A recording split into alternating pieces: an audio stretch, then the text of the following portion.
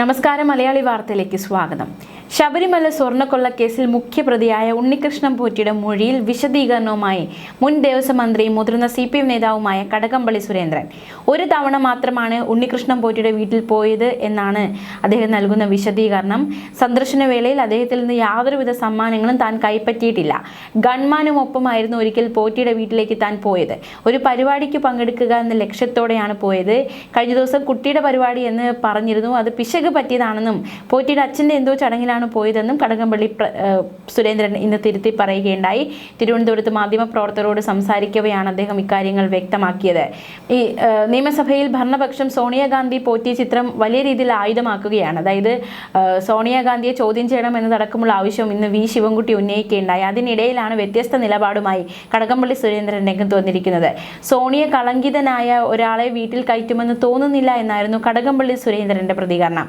ശബരിമല സ്വർണ്ണക്കൊള്ളയിൽ ഹൈക്കോടതി മേൽനോട്ടത്തിൽ അന്വേഷണം നടക്കുകയാണ്. രാഷ്ട്രീയത്തിന്റെ പേരിലുള്ള കാട്ടിക്കൂട്ടലാണ് പ്രതിപക്ഷം കാണിക്കുന്നതെന്നും കടകംപള്ളി വിമർശിച്ചു. ദേവസ്വം മന്ത്രിക്ക് ശബരിമലയിൽ എല്ലാ കാര്യങ്ങളും ഇടപെടേണ്ട കാര്യമില്ല.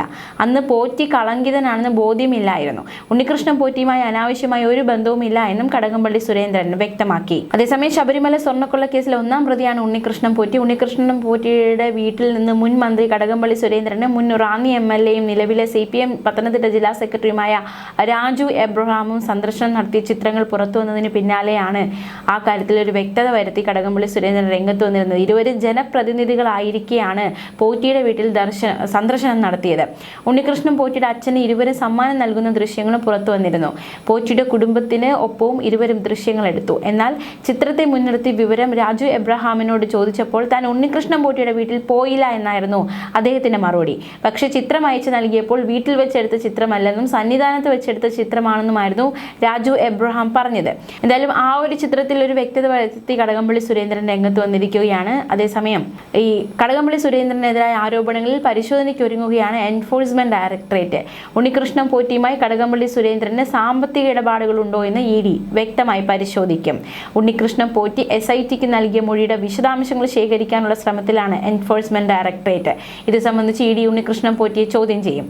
കടകംപള്ളി സുരേന്ദ്രൻ ഉണ്ണികൃഷ്ണൻ പോറ്റിയുടെ വീട്ടിലെത്തിയെന്ന വിവരം കഴിഞ്ഞ ദിവസം അയൽവാസിയായ വിക്രമൻ നായർ മാധ്യമങ്ങളോട് പ്രതികരിച്ചിരുന്നു, വെളിപ്പെടുത്തിയിരുന്നു. പിന്നാലെ ഉണ്ണികൃഷ്ണൻ പോറ്റിയുടെ വീട്ടിൽ ഒരു തവണ പോയിട്ടുണ്ടെന്നും ചെറിയ കുട്ടിയുടെ ഒരു ചടങ്ങിനാണ് പോയതെന്നുമായിരുന്നു കടകംപള്ളിയുടെ കഴിഞ്ഞ ദിവസത്തെ പ്രതികരണം.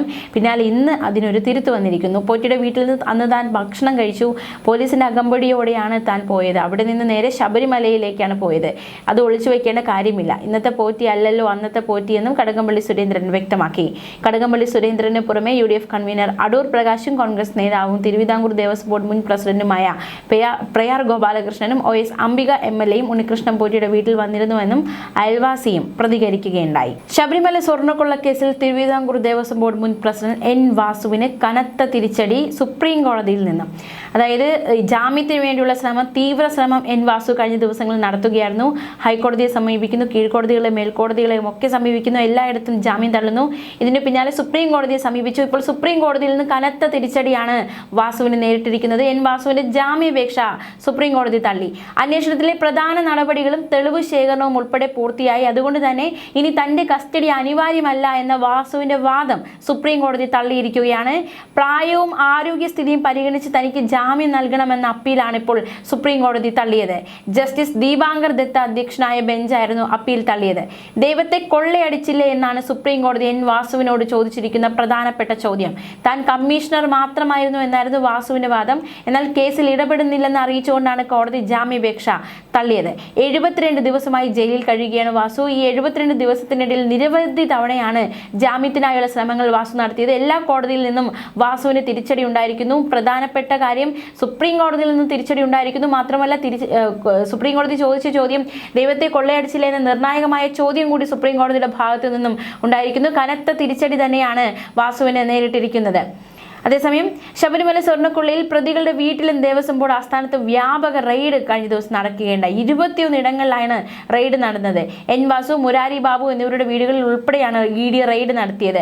A പത്മകുമാറിന്റെ ആറന്മുള വീട്ടിലും N വാസുവിന്റെ തിരുവനന്തപുരം പേട്ടയിലുള്ള വീട്ടിലും മറ്റു പ്രതികളുടെ വീടുകളിലും ഒരേ സമയമാണ് ED റെയ്ഡ് നടത്തിയത്.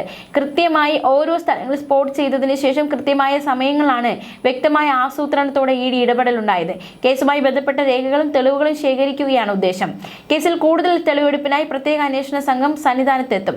ശബരിമലയിലെ സ്വർണ്ണപ്പാളിയിൽ പരിശോധന നടത്തിയ VSSയിലെ ശാസ്ത്രജ്ഞരെയും പ്രത്യേക അന്വേഷണ സംഘം ഉടൻ കാണും.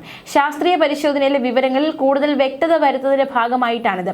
1998 സ്വർണ്ണപ്പാളികളും പിന്നീട് പ്ലേറ്റിംഗ് നടത്തിയതിനു ശേഷമുള്ള പാളികളും തമ്മിൽ പ്രകടമായ വ്യത്യാസം കണ്ടെത്തിയിട്ടുണ്ട്.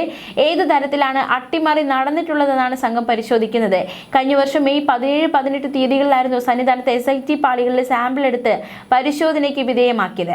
ശബരിമലയിലെ ദ്വാരപാലക ശില്പം, കട്ടിളപ്പാളി, വാജീവാഹനം എന്നിവയുമായി ബന്ധപ്പെട്ട അന്വേഷണം എല്ലാ മേഖലയിലേക്കും വ്യാപിപ്പിക്കണമെന്ന നിർദ്ദേശം കോടതി നൽകി. കഴിഞ്ഞ 2 തവണത്തെ പിണറായി സർക്കാരുകൾ, അതിനു മുന്നേയുള്ള VS ഉമ്മൻചാണ്ടി സർക്കാർ എന്നിങ്ങനെ 4 സർക്കാരുകളുടെ കാലയളവിലുള്ള ഭരണസമിതിയുടെ ഇടപാടുകളെക്കുറിച്ച് അന്വേഷണം വിപുലീകരിക്കാനാണ് അന്വേഷണ സംഘത്തിന് കോടതി നിർദ്ദേശം നൽകിയിരിക്കുന്നത്. ശബരിമലയിൽ നിന്ന് ദ്വാരപാലക ശില്പവും കട്ടിളപ്പാളിയും കൊണ്ടുപോയി സ്വർണം തട്ടിയെടുത്തുന്ന നിരീക്ഷണമാണ് കോടതിയും മുന്നോട്ട് വയ്ക്കുന്നത്.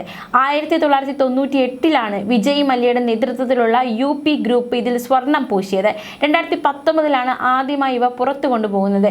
അറ്റകുറ്റപ്പണിക്ക് ശേഷം തിരികെ കൊണ്ടുവന്ന സ്വർണം 2025 വീണ്ടും പുറത്തു കൊണ്ടുപോയി.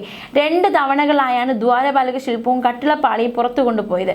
2017 പ്രയാർ ഗോപാലകൃഷ്ണൻ ദേവസ്വം ബോർഡ് പ്രസിഡന്റായിരുന്ന കാലത്തുള്ള കൊടിമരത്തിന്റെ പുനർനിർമ്മാണവും വാജീവാഹനം കൈമാറ്റം ചെയ്ത സംഭവത്തിലേക്കും അന്വേഷണം വ്യാപിപ്പിക്കാൻ നിർദ്ദേശമുണ്ട്.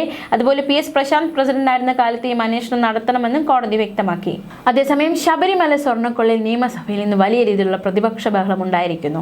അംഗങ്ങൾ തമ്മിൽ രൂക്ഷമായ വാക്പോര് ഈ വിഷയത്തിൽ ഉണ്ടായിരിക്കുകയാണ്. സഭാ നടപടികൾ ആരംഭിച്ചതിന് പിന്നാലെ പ്ലക്കാർഡുമായി പ്രതിപക്ഷം നടുത്തളത്തിലേക്ക് ഇറങ്ങി.